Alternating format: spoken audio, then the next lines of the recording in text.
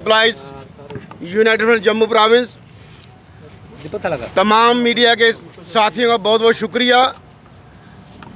आज आप सभी हमारे पास यहाँ आए हो, एक बड़े अफसोस की बात है। एक दो दिन से हम पीछे मीडिया में ये पढ़ रहे हैं कि लद्दाख यूटी की जो एडमिनिस्ट्रेशन है उसने कैजुअल डेली वेजर का जो रेट्स हैं महंगाई को देखते हुए बढ़ाए।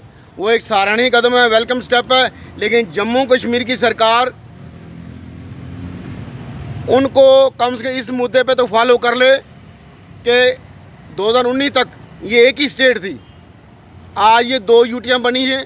वहाँ हमारा 311 रेट से पहले बाद 2 बार उनके रेट्स बढ़ चुके हैं, लेकिन जम्मू कश्मीर सरकार, चाहे एलजी प्रशासन था पहले, चाहे उमर सरकार है, ये कैजुअल डेली वेजर की वेज इन्हांस या जिसको तनख्वाह बढ़ाने की तरफ कोई कदम अभी तक इन्होंने नहीं उठाया। हाँ, परमानेंट एम्प्लॉइज़ को हर साल महंगाई बता दिया जाता है, डीए दिया जाता है, लेकिन गरीब कैजुअल डेली वेजर जो 17 अक्टूबर 2022 को जब हमने कंपनी वाक बंद किया था, लास्ट 11 रुपये वेजेस बढ़ाई गई और 75 रुपये जो इंटरनल रिलीफ थी उसको ऑथेंटिकेट किया गया।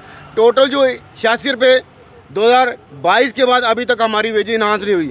हमारी सरकार से जो मांग लगातार पिछले 4 सालों से रेगुलाइजेशन, और उसके साथ जो लोग पहले फेस में नहीं आएंगे उनके लेदा यूटी का रेट दिया जाए। उसके साथ साथ जो पेंडिंग हमारा है वो पेंडिंग भी दिया जाए। लोग अपने बच्चों की एजुकेशन के लिए खर्चें या अपने इलाज पे खर्चें। हमारा एक साथी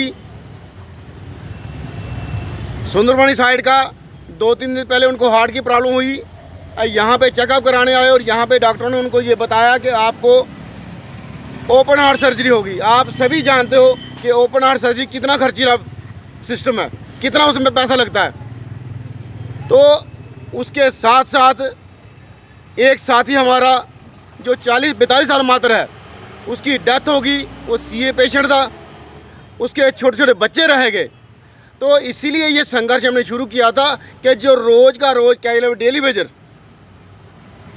जो अपने जायज़ हकों के लिए पिछले 30 साल से तड़प रहा है, वो किसी न किसी बीमारी की चपेट में आके टेंशन डिप्रेशन की वजह से इस दुनिया को छोड़ के जा रहा है। सरकार अपने एमएलए की तनख्वाह बढ़ाए, हमें कोई प्रॉब्लम नहीं है, लेकिन जो हमारा जायज़ हक है, जो उमर साहब ने लगातार पिछले बजट में वादा किया था, इस बजट में बोला है कि हम इनको रेगुलर प्रोसेस इसी साल शुरू करेंगे। तो मेरी आपके माध्यम से ये मांग रहेगी कि आप और किस चीज़ का इंतज़ार कर रहे हो? क्या रोज़ कोई ना कोई डेली वेजर इस दुनिया को छोड़ के जाए तब आप ये रेगुलर प्रोसेस स्टार्ट करोगे? हमें उनके बच्चे बीवी नहीं देखे जाते। कई साथियों के साथ जो दुनिया को छोड़ के चले गए, जो धार्मिक क्रियाक्रम होते हैं उनके लिए भी उनके पास पैसा नहीं होता। तो 9000 में आदमी रोटी खाए, अपने बच्चे पाले या सरकार के साथ लगातार लड़ाई करे। हमारी जो डिमांड है, हमें ये बताया जाए हम कहाँ तक गलत हैं। अगर हम जायज़ हैं, रीढ़ की हड्डी एलजी साहब भी कहते हैं, रीढ़ की हड्डी उमर साहब भी कहते हैं, तमाम मिनिस्टर कहते हैं, तो ये लेल्टी भी किस लिए?